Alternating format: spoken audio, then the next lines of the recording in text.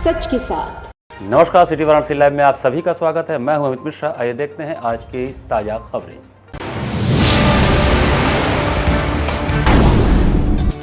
America दौरे में राहुल गांधी द्वारा सिख समुदाय में चुनाव को लेकर दिए गए बयान को लेकर सिगरा थाना में बीजेपी ने दी तहरीर। संपूर्ण संस्कृत विश्वविद्यालय के मुख्य भवन के समक्ष स्वच्छता सेवा अभियान का हुआ शुभारंभ। लंका के व्यापारियों ने ड्रग इंस्पेक्टर पर शोषण करने का लगाया आरोप। बैठक कर दुकान बंद कर आंदोलन करने की दी चेतावनी। और गंगा पुत्रों ने मां गंगा का पूजन अर्चन कर सामान्य अवस्था में आने के लिए किया प्रार्थना। और अब समाचार विस्तार से। राहुल गांधी द्वारा अमेरिका दौरे में दिए गए बयान के विरोध में सिगरा थाने पर उनके खिलाफ मुकदमा दर्ज करने के लिए तहरीर दिया गया। वाराणसी के सिगरा थाना में शुक्रवार को भारतीय जनता पार्टी की कार्यकर्ताओं द्वारा जिलाध्यक्ष हंसराज विश्वकर्मा, महानगर अध्यक्ष विद्यासागर राय के नेतृत्व में राहुल गांधी द्वारा अमेरिकी दौरे में दिए गए बयान को लेकर आक्रोश देखा गया, जिसको लेकर गुरुवार को विरोध प्रदर्शन किया गया। सिगरा थाने में राहुल गांधी के खिलाफ मुकदमा दर्ज करने के लिए तहरीर दिया गया। राहुल गांधी के खिलाफ तहरीर देने वाले बीजेपी महानगर उपाध्यक्ष अशोक कुमार ने बताया कि पिछले दिनों अमेरिकी प्रवास के दौरान राहुल गांधी ने बयान दिया कि भारत में सिख समुदाय के लोग पगड़ी कड़ा नहीं पहन सकते हैं, जिससे सिखों में आक्रोश है। इसकी वजह से भारत की एकता अखंडता तोड़ने की प्रबल संभावना है। अशोक कुमार ने आगे कहा कि उन्होंने पिछड़ों दलितों की आरक्षण खत्म करने की बात कही है। इससे मैं आहत हूं। वो भारत देश की एकता अखंडता तोड़ने का काम कर रहे हैं, जिसके कारण मैंने सिगरा थाना में मुकदमा पंजीकृत कराने के लिए तहरीर दिया हूं। अगर राहुल गांधी के खिलाफ मुकदमा पंजीकृत हो जाता है तो भारतीय न्याय संहिता के तहत धारा 52 लगेगा, जिसमें आजीवन कारावास या कम से कम 7 साल की सजा है। पिछले दिनों राहुल गांधी जी ने, जो कांग्रेस के युवराज हैं राहुल गांधी जी ने, उन्होंने पिछले दिनों अमेरिका प्रवास के दौरान उन्होंने सिखों के बारे में कहा कि भारत देश में कड़ा नहीं पहन सकते, सिख पगड़ी नहीं पहन सकते। इससे सिखों में भी रोष है और उनके वजह से भारत की एकता अखंडता तोड़ने की प्रबल संभावना है। और पिछड़े दलितों को भी उन्होंने कहा कि अगर मेरी सरकार आएगी तो आरक्षण ख़त्म कर देंगे, इस बात की भी उन्होंने धमकी दिया। तो इससे जो है मैं आहत हूँ और भारत देश की एकता अखंडता तोड़ने का काम कर रहे हैं वो। तो मैं इस नाते एक मुकदमा पंजीकृत कराने के लिए सिगरा वाराणसी में तहरीर दिया हूँ। विपक्ष के नेता हैं लोकसभा के अंदर, वो अमेरिका में जाकर जो है हमारे आरक्षण के खिलाफ, सिख समुदाय के खिलाफ, हमारे देश के खिलाफ जो शब्दों का उन्होंने प्रयोग किया है, संविधान से हटकर जो प्रयोग किया है, इससे हमारे देशवासियों को, हमारे दलित पिछड़ों को बहुत, इससे सिख समुदाय के लोगों को बहुत ठेस पहुँचा है। और दूसरी बात कि डॉक्टर भीमराव अम्बेडकर ने इतना अच्छा संविधान का रचना किया है और आज वर्ल्ड में पूरे विश्व के अंदर ऐसी संविधान का रचना हुआ है। अभी लोकसभा का चुनाव हमारे यहाँ हुआ था, संविधान के तहत हुआ है, सबसे बड़ा लोकतंत्र में चुनाव हुआ, उस पर भी जाकर वो बोल रहे हैं कि ये जो है भाजपा के अधीन है निर्वाचन आयोग। तो निश्चित तौर पर विदेशों में जाकर अपने देश की निंदा करना, हमारे घर की निंदाई दूसरे जाकर बताना, ये बहुत निंदनीय है। इसलिए इनका कई बार ये हो चुका है, इसलिए आज जो है हम लोग इनके खिलाफ मुकदमा करेंगे। लंका दवा व्यवसायी संघ की एक अति महत्वपूर्ण बैठक शुक्रवार को की गई। शुक्रवार को लंका स्थित सेंट जेपीएस स्कूल के प्रांगण में लंका दवा व्यवसायी संघ की एक अति महत्वपूर्ण बैठक आयोजित की गई, जिसमें दवा व्यवसायियों के उत्पीड़न एवं शोषण तथा अन्य समस्याओं पर विचार किया गया। बैठक में वक्ताओं ने प्रशासन द्वारा अनावश्यक रूप से उन्हें तंग किए जाने पर आक्रोश व्यक्त किया तथा इसे अविलंब रोके जाने की मांग की। ऐसा न होने की स्थिति में व्यापारी बाध्य होकर लंबा आंदोलन छेड़ देंगे, ऐसा कहा। बैठक की अध्यक्षता दवा व्यवसायी संघ लंका के अध्यक्ष सुभाष चंद्र सोनकर ने किया तथा संचालन जनार्दन शांडिल ने किया। इस अवसर पर व्यापारियों ने वाराणसी जिला भाजपा के अध्यक्ष सह उत्तर प्रदेश विधान परिषद के सदस्य हंसराज विश्वकर्मा को अपनी समस्याओं से संबंधित ज्ञापन भी दिया। डालेंगे फार्मासिस्ट का, उसके बाद अगर कोई दवा रखा है उठा करके कहेंगे कि ये नकली है, जांच में जाएगा, शटर बंद करो। अगर एक दिक्कत और होती है, यहाँ पे मरीज आते हैं दवा लेने, दवा लेकर के 8-10 किस्म 15 किस्म का जाते हैं, उसमें से बिल बनता है लेकिन डेट कभी कभी नहीं दिलाता है उन लोगों को, बाकी लोगों को दिला जाता है। ताकि 2-4 दवा बच जाता है तो हम लोग वापस करके फिर डेट चढ़ा के उनको बिल दे देते हैं। यही एक थोड़ी सी है और ये डीआई साहब थोड़ा ये कर रही है। बाकी कोई दुकान में कोई कमी नहीं, कोई नहीं, उसके बावजूद में भी शटर गिरा करके बुलाना और सौदेबाजी करके शोषण करना। इस पे अमन हुआ, अगर नहीं ये माने तो लंका व्यवसाय संघ की पूरी दवा की दुकान एक बार 16 दिन तक बंद थी, पूरा शटर। जरूरत पड़ी तो उसी तरीके का आंदोलन हम करने को बाध्य होंगे। 1 जनवरी 2018 से भाजपा सरकार ने ऑनलाइन सिस्टम लागू कर दिया। 5 साल का उसका रिन्यूअल का टाइम होता है, इसको 6.5 साल होने को आ रहा है। एक लाइसेंस उनके पोर्टल पे है, और जो नहीं है वो दवा कारोबारी नहीं है। उसके बावजूद अब ढुलमुल क्या रहा है इसमें, इतनी एक लाइसेंस बनने में इतनी पेपर दिए जा रहे हैं, इतनी जांच होती है, मौके पे जाके आजकल डीआई जांच कर रहा है, फीता लेके जांच कर रहा है, फोटो खिंचवा रहा है, उसके बावजूद अनियमितता की बात करते हैं। इसको दवा कारोबारी बर्दाश्त नहीं करेंगे। अध्यक्ष जी सामने आज बात रख दी गई है, नहीं मानेंगे तो जो रास्ता होता है लोकतांत्रिक तरीके, हम उन्होंने पहले भी किया है, फिर करेंगे। सुभाष जी ने बताया है, उस चीज़ का मैं भी संज्ञान में लूँगा, इसीलिए मैं आया हूँ। चलकर इस पे बात करके जो भी होगा उसकी समस्या का समाधान कराया जाए। नेताजी, विगत कुछ दिनों से लगातार अधिकारियों द्वारा विशेष दबाव डालने की सूचना आ रही है कि व्यापारियों पे अधिकारी लोग ही ज्यादा दबाव डाल रहे हैं, न ये बात सरकार का प्रतिनिधि जान रहा है, न ऊपर कोई जान रहा है, तो क्या तो अभी ये बुलाया गया, अभी मुझे जानकारी हुई है, तो मैं इस पे आगे उच्च अधिकारियों से भी बात करूँगा। अभी मैं प्रभारी मंत्री हमारे आदरणीय सुरेश खन्ना जी आए हैं, उनसे भी मैं इस विषय में बात करूँगा, समस्या का समाधान कराया जाए। जैतपुरा क्षेत्र में गैर इरादतन हत्या के मामले में पुलिस ने 3 वांछित आरोपियों को गिरफ्तार किया। जैतपुरा क्षेत्र में गैर इरादतन हत्या के मामले में पुलिस ने 3 वांछित आरोपियों को गिरफ्तार कर लिया है। इन्हें भारत पेट्रोलियम कॉर्पोरेशन लिमिटेड के पास से पकड़ा गया, जहां से वे भागने की योजना बना रहे थे। गिरफ्तार आरोपियों में 24 वर्षीय सऊद कुरैशी, 19 वर्षीय आकिब जावेद और 22 वर्षीय गुलजार शामिल हैं। बता दें कि 17 सितंबर को राजघाट निवासी पप्पू उर्फ मोहम्मद शाहिद को कुछ अज्ञात लोगों ने बुरी तरह से पीटा था और उसे टेम्पो में डालकर ले गए। मृतक के भाई राजू की शिकायत पर पुलिस ने मामला दर्ज किया था और जांच शुरू की। पुलिस जांच के दौरान सीसीटीवी फुटेज और अन्य सबूतों के आधार पर सऊद कुरैशी, आकिब जावेद और गुलशार की पहचान कर उन्हें वांछित घोषित किया गया था। मुखबिर की सूचना पर पुलिस ने अलईपुरा सिटी स्टेशन के पास दबिश दी, जिससे तीनों आरोपियों को गिरफ्तार किया जा सका। पूछताछ के दौरान आरोपियों ने स्वीकार किया कि मारपीट के दौरान गलती से उनकी हरकतों से शाहिद की मौत हो गई थी। घटना से डरकर उन्होंने शव को सड़क किनारे फेंक दिया था। मुखबिर की सूचना पर पुलिस ने अलईपुरा सिटी स्टेशन के पास दबिश दी, जिससे इन तीनों आरोपियों को गिरफ्तार किया जा सका। पूछताछ के दौरान आरोपियों ने स्वीकार किया कि मारपीट के दौरान गलती से उनकी हरकतों से शाहिद की मौत हुई थी। घटना से डरकर उन्होंने शव को सड़क किनारे फेंका था। पुलिस ने आरोपियों पर गैर इरादतन हत्या का मामला दर्ज किया और उनसे आगे की पूछताछ की जा रही है। मामले की जांच और कानूनी कार्रवाई जारी है, जिससे घटना से जुड़े अन्य तथ्यों का पता लगाया जा सके। फुटेज देखा गया और उसमें पता चला कि 3 लोग जिनका नाम है सऊद, आकिब और गुलशार, इन तीनों लोगों के साथ जो मृतक हैं, मृतक को इन तीनों लोगों ने मारा पीटा था लाठी डंडों से और उसके बाद उनको छोड़ दिया था वहीं पे। और उसी में 3-4 घंटे बाद वहाँ पे उनकी वहीं उसी घटनास्थल पे पड़े पड़े मृत्यु हो गई थी। पूछताछ पे जो इनको तीनों को पकड़ा गया है, आरोपियों को, इन्होंने बताया कि ये टोटो चलाते हैं और इनको ये लगा था कि जो मृतक हैं ये वहाँ पे चोरी के उद्देश्य से वहाँ पे रात को 4 बजे करीब घूम रहे थे। उसी में इन्होंने चोर समझ करके इनको लाठी डंडों से मारा पीटा। और इनके द्वारा बताया गया कि इनको नहीं पता था कि गंभीर चोटें आई हैं मृतक को और इसलिए वहीं छोड़ करके ये चले गए थे। और जब सुबह होकर लोगों ने आपत्ति करी कि ये कौन यहाँ पे घायल अवस्था में है, तो इन्होंने खुद ही स्वयं अपने टोटो में रख करके इनको चंदौली जा करके वहाँ पे लाश को फेंक दिया था।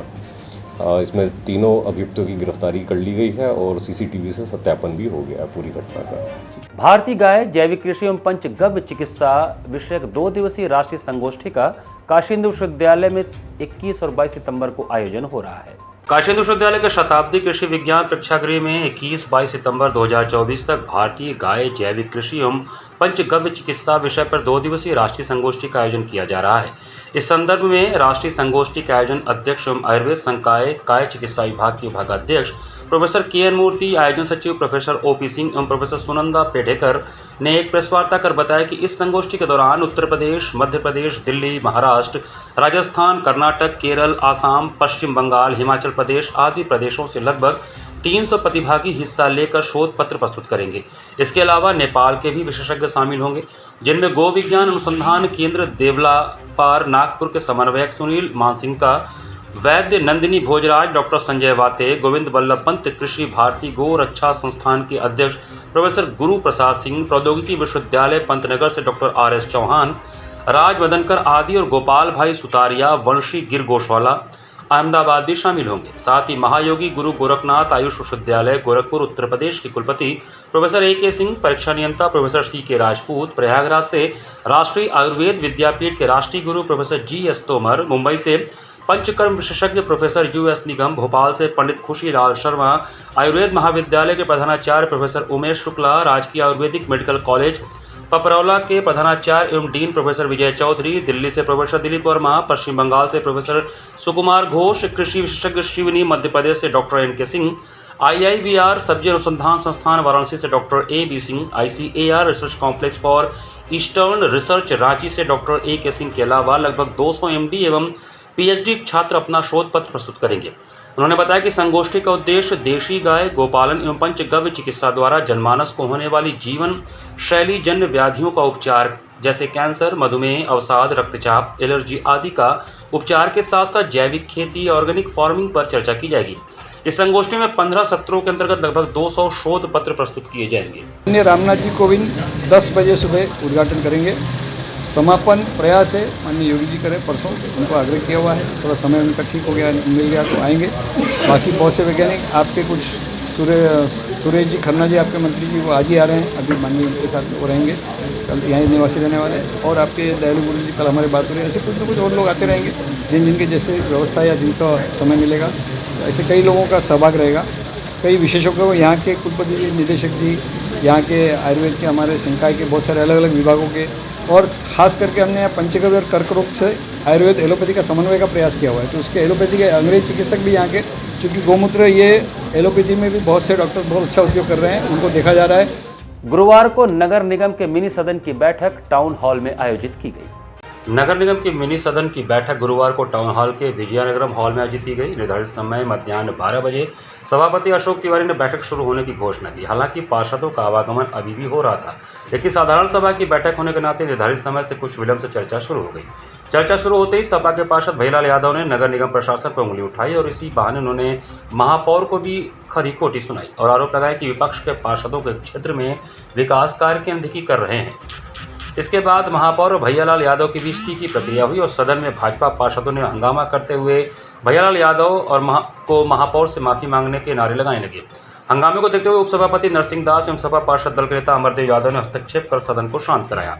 मामला सदन के लिए नए भवन का था। उल्लेखनीय है कि पुराने भवन को नष्ट करके वहां पर जापान के सहयोग से रुद्राक्ष बनाया गया। इस संबंध में पूर्व के महापौर रामगोपाल मोहले और मृदुला जायसवाल ने न कभी आवाज उठाई, न ही पार्षदों को उचित जानकारी दी। वर्तमान महापौर ने भी सदन भवन बनाने का वादा किया था, लेकिन उसका खुलासा तब हुआ जब नगर आयुक्त ने सदन कक्ष को जानकारी दी कि भवन का प्रस्ताव तैयार हो चुका है और उसमें लगभग 80 करोड़ रुपए खर्च होंगे।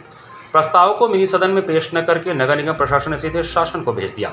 हालांकि नगर आयुक्त अक्षत वर्मा ने सदन को जानकारी दी कि प्रस्ताव पर अभी शासन ने हरी झंडी नहीं दी है। सपा के ही एक अन्य पार्षद ने वरिष्ठ सदस्य की बात को आगे बढ़ाते हुए कहा कि बिना मिनी सदन की अनुमति के शासन को भेजा गया प्रस्ताव इस बात की जानकारी देता है कि सदन की अवमानना की गई है। हंगामे के बीच करीब आधा दर्जन अन्य महत्वपूर्ण निर्णय लिए गए, जिसमें लगभग 5 बारात घर, सारंग तालाब, कंचनपुर, अशोक विहार में पौधारोपण की व्यापक योजना बनाई गई है। इसके अलावा करीब 200 करोड़ में 100 वार्डों में विकास कार्य कराने के लिए आम सहमति बनाई गई। सदन में उपस्थित सभी पार्षदों को महापौर ने अपने क्षेत्र की समस्या को रखने का समय दिया। इसके बाद एक एक कर सभी दलों के पार्षदों ने अपने क्षेत्र की समस्या के बारे में सदन को अवगत कराया। इसके बाद 6 घंटे तक चली सदन की बैठक में शोक प्रस्ताव के बाद 20 सितंबर मध्याह्न 12 बजे तक के लिए सदन स्थगित कर दिया गया। यहाँ पर वक्त चला छोटे से ब्रेक का। बने रहिए सिटी वाराणसी लाइव के साथ। वाराणसी लाइव, सच के साथ।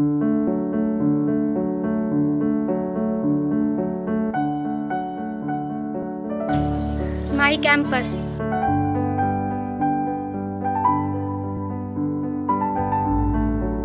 My classroom. My library.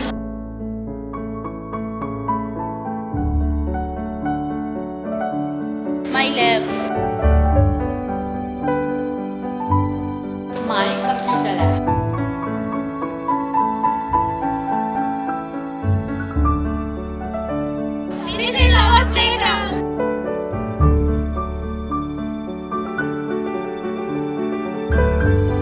This is our college and we create our future over here. Mahatma Gandhi Kashi विद्यापीठ से संबंधित आचार्य सीताराम चतुर्वेदी महिला महाविद्यालय, डुमरी रामनगर, वाराणसी, बीकॉम एवं बीएससी की छात्राओं के लिए। वाराणसी लाइव, सच के साथ। ब्रेक के बाद आपका स्वागत है। विश्व प्रसिद्ध रामनगर के रामलीला में लीला प्रेमियों के अंदाज और माथे पर तिलक लगाने का निराला तरीका लीला का एक अलग ही वातावरण बनाता है। रामनगर के विश्व प्रसिद्ध रामलीला इस समय प्रारंभ हो चुका है। यह रामलीला अपने आप में अनूठा रामलीला है। यह अपने पुराने पद्धति के साथ मंचित होता है और लीला प्रेमियों में यह अलग ही स्थान रखता है। इसके अलावा लीला प्रेमियों का बनारसी ठाट बाट भी रामलीला को विशेष बनाता है। इन सब से इतर लीला प्रेमियों का विशेष शैली में चंदन टीका भी एक विशेष महत्व रखता है। वैसे लोगों द्वारा अपने सर के बीच में तिलक लगाने और लगवाने का विशेष महत्व है। माना जाता है कि हिंदू सनातन धर्म का एक निशान तिलक संस्कृत शब्द तिल से आता है, जिसका अर्थ तिल के बीज है। तिलक लगाना हिंदू परंपरा का एक विशेष कार्य है। बिना तिलक लगाए न तो पूजा की अनुमति होती है और न ही पूजा संपन्न मानी जाती है। तिलक दोनों भावों के बीच में कंठ पर या नाभि पर लगाया जाता है। तिलक के द्वारा यह भी जाना जा सकता है कि आप किस संप्रदाय से संबंध रखते हैं। इससे स्वास्थ्य उत्तम होता है, मन को एकाग्र और शांत होने में मदद मिलती है। साथ ही ग्रहों की ऊर्जा संतुलित हो पाती है और भाग्य विशेष रूप से मदद करने लगता है। एक तिलक किसी व्यक्ति के माथे पर छापे जाते हैं क्योंकि यह वह स्थान है जिसके माध्यम से कोई व्यक्ति दिव्यता को प्रसारित कर सकता है। इस प्रकार किसी व्यक्ति के आध्यात्मिक चरित्र को बढ़ाता है। हम बात कर रहे हैं रामनगर में लीला के दौरान सर पर लगाए जाने वाले तिलक की। बता दें कि यह तिलक लगाने की परंपरा बहुत ही पुरानी है और लीला के दौरान लोग इसे बड़े चाव के साथ लगाते हैं। लोग किस तिलक को आज भी लीला के दौरान लगवाते हैं, इसे भगवान श्री राम का प्रसाद और आशीर्वाद मानते हैं। सैकड़ों साल पुरानी परंपरा का निर्माण लोग आज भी कर रहे हैं। वहीं लोगों को तिलक या चंदन लगाने वाले लोगों ने बताया कि हम लोग 10 प्रकार के अलग अलग तिलक लगाते हैं। जिसको जो तिलक अच्छा लगता है हम लोगों से बताते हैं और हम उसी प्रकार का तिलक उनको लगाते हैं। हर साल लीला के दौरान हम लोग यह करते हैं। उन्होंने बताया कि यह तिलक लगाने की परंपरा आज से नहीं है, बल्कि यह जब से लीला प्रारंभ हुई है तब से है। तिलक लगाने वाले लोगों ने यह भी बताया कि इससे पहले हम लोगों के दादा परदादा व पिताजी भी, जो लोग लीला देखने आते थे, तिलक लगाते थे। तिलक लगाने वालों ने बताया कि हम लोग जिनको भी टीका या चंदन लगाते हैं उनसे कभी पैसे की मांग नहीं करते हैं। जिसको जितना स्वेच्छा से देना होता है वह दे देता है, क्योंकि यह पुरानी परंपराओं का निर्वहन है। इसलिए हम लोग कभी भी पैसे का मांग नहीं करते। यह परंपरा जीवित रहे और लोग इसको जानते रहें, इसलिए हम इसका निर्वहन आज भी कर रहे हैं। इनका महत्व है, भगवान का प्रसाद है। जो आते हैं सारे लोग लगवाते हैं। राम भक्त हो गए। करीब 20 साल हो गया। कितने प्रकार का लगाते हैं आप? हर डिजाइन लगा देते हैं। लगभग कितने तरह का? अरे 10 तरह का लगता होगा। क्या इसका महत्व होता है? टीका जो लगाते हैं ये भगवान का प्रसाद है ना, उन्हीं के माध्यम से लगता है। कितने लोग लगाते हैं लगभग? करीब 25 ठो। पहले कितने लोग लगाते थे? पहले तो 4 ठो लगाते थे, 4 ठो के 25 ठो। छोटे बच्चे लेकर के, आदमी लेकर, बुजुर्ग लेकर के 25 ठो हो गए हैं। अब पहले 4 ठो 2 ठो लगाते थे बस। कितना पैसा भी लिया जाता है या नहीं? पैसा लिया जाता है ना, अपने खुशी से है। 10, 5, 20 जो दे दिए बस।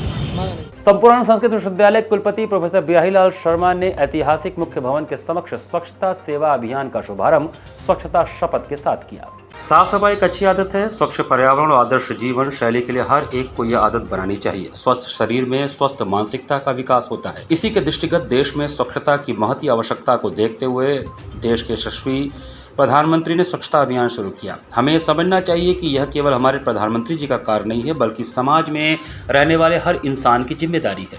हम सबके स्वस्थ जीवन के लिए इस अभियान में हमें कंधे से कंधा मिलाकर भाग लेना चाहिए। इसकी शुरुआत घरों, स्कूलों, कॉलेजों, समुदायों, कार्यालयों, संस्थानों से हो, जिससे कि देश में व्यापक स्तर पर स्वच्छ भारत क्रांति हो। हमें खुद को, घर, अपने आसपास, समाज, समुदाय, शहर, उद्यान और पर्यावरण आदि को प्रतिदिन स्वच्छ रखने की जरूरत है। हमारे शास्त्रों में स्वच्छता का बहुत महत्व बताया गया है। स्वच्छ वातावरण से स्वच्छ विचार और क्रियाशील होती है। यह विचार संपूर्ण संस्कृत विश्वविद्यालय कुलपति प्रोफेसर बिहारीलाल शर्मा ने आज पूर्वाह्न 11 बजे ऐतिहासिक मुख्य भवन के समक्ष स्वच्छता सेवा अभियान का शुभारंभ स्वच्छता शपथ के साथ किया। कुलपति प्रोफेसर शर्मा ने आचार्यों के साथ झाड़ू लगाकर इस अभियान का शुभारंभ करते हुए बताया कि इस अभियान का विषय वस्तु स्वभाव स्वच्छता, संस्कार स्वच्छता है और इसके अंतर्गत देश भर में संबद्ध संस्कृत संस्थाओं को स्वच्छता के प्रयासों में नागरिकों की भागीदारी और सामूहिक कार्यों की भावना को प्रज्वलित किया जाएगा। स्वच्छता अभियान में professor Yashveer Singh, professor Harishankar Pandey, professor Jitendra Kumar, professor Hariprasad Adhikari, professor Amit Kumar Shukla, professor Vidhu Dwivedi, professor Mahendra Pandey, professor Vijay Kumar Pandey, professor Shailesh Kumar Mishra, doctor Padmakar, Ajay Kumar Pandey सहित अन्य लोगों ने झाड़ू लगाकर सहभाग किया। सीर गोवर्धनपुर स्थित संत शिरोमणि रविदास मंदिर मार्ग पर पिछले 2 महीने से गंभीर सीवर की समस्या ने जीवन दूभर कर दिया है। सीर गोवर्धनपुर वार्ड नंबर 23 संत शिरोमणि रविदास मंदिर मार्ग पर पिछले 2 महीने से गंभीर सीवर की समस्या बनी हुई है। सीवर चौक होने के कारण मल जल का पानी सड़क पर बह रहा है, जिससे स्थानीय निवासियों और दर्शनार्थियों को भारी परेशानी का सामना करना पड़ रहा है। विशेष रूप से पठानकोट से आए 2000 से अधिक श्रद्धालुओं को इस गंदे पानी से होकर मंदिर तक पहुंचना पड़ा। अमन यादव, महानगर अध्यक्ष बाबा साहब अम्बेडकर वाहिनी ने कहा कि इस गंभीर समस्या को लेकर स्थानीय निवासियों ने कई बार संबंधित प्रशासन से शिकायत की है, लेकिन अब तक कोई कार्रवाई नहीं की गई है। यह अत्यंत दुर्भाग्यपूर्ण है कि इस क्षेत्र के पार्षद, मेयर, विधायक सभी सत्तारूढ़ पार्टी बीजेपी से हैं और वाराणसी के सांसद स्वयं देश के प्रधानमंत्री हैं, जो हर साल संत रविदास जयंती के अवसर पर यहाँ आते हैं। इसके बावजूद इस महत्वपूर्ण धार्मिक स्थल पर सीवर की समस्या का समाधान नहीं हो सका है। आज स्थानीय निवासियों ने इस प्रशासनिक उदासीनता के विरोध में सड़क पर धान रोककर सांकेतिक विरोध प्रदर्शन किया। यह विरोध प्रशासन को जगाने और त्वरित कार्रवाई की मांग के लिए किया गया है, ताकि आने वाले समय में इस पवित्र स्थल पर आने वाले श्रद्धालुओं को ऐसी स्थिति का सामना न करना पड़े। विरोध प्रदर्शन में राकेश यादव, वीरेंद्र यादव, सागर, अखिलेश कुमार, विकास कुमार, राम सेवक, कुमकुम, अनमोल सहित तमाम स्थानीय नागरिक उपस्थित रहे। सांसद देश के प्रधानमंत्री मोदी जी के संसदीय क्षेत्र बनारस में सड़कों पर धान रोक के आज हम लोगों ने विरोध प्रदर्शन किया। ऐसा इसलिए किया गया कि लगभग 2-3 महीने से यह समस्या, जटिल समस्या बनी हुई है। यह एक धार्मिक स्थल है संत शिरोमणि रविदास जी का।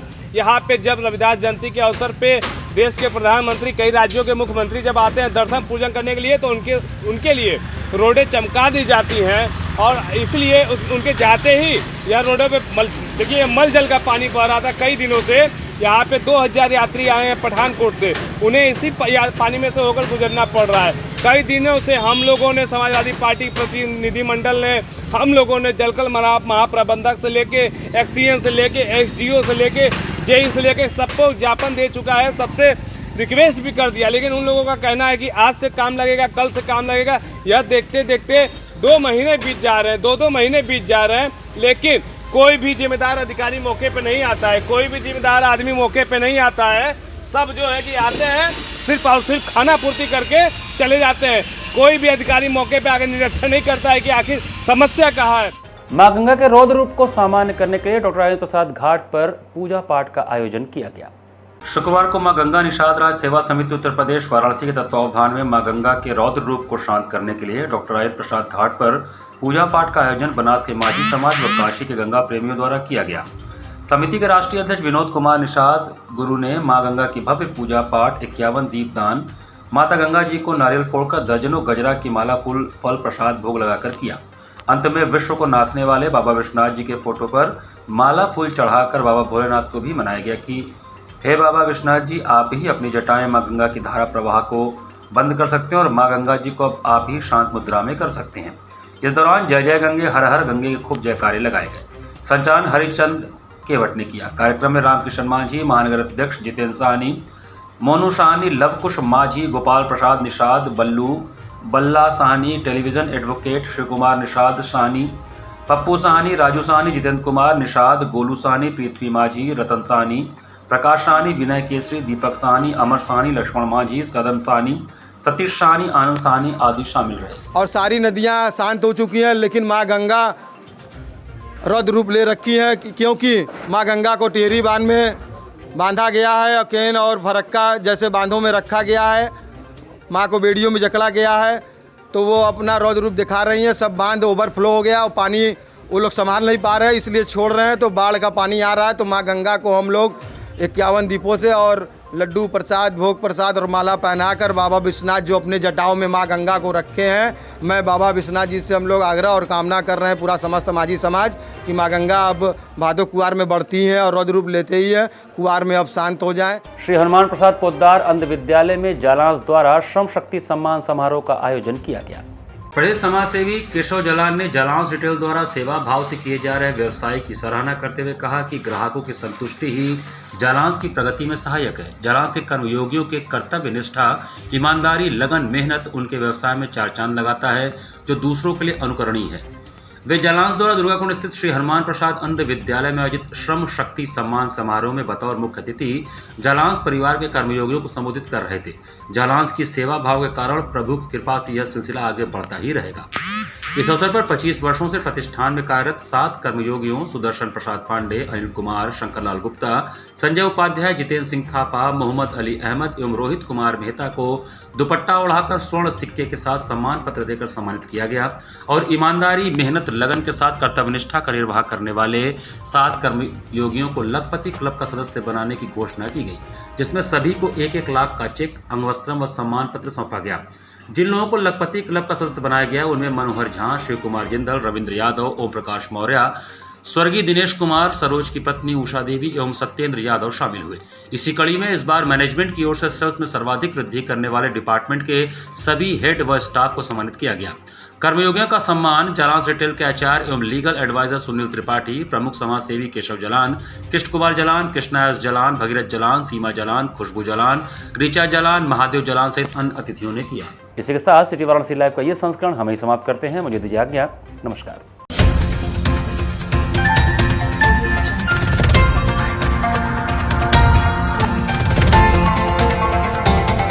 वाराणसी लाइव, सच के साथ।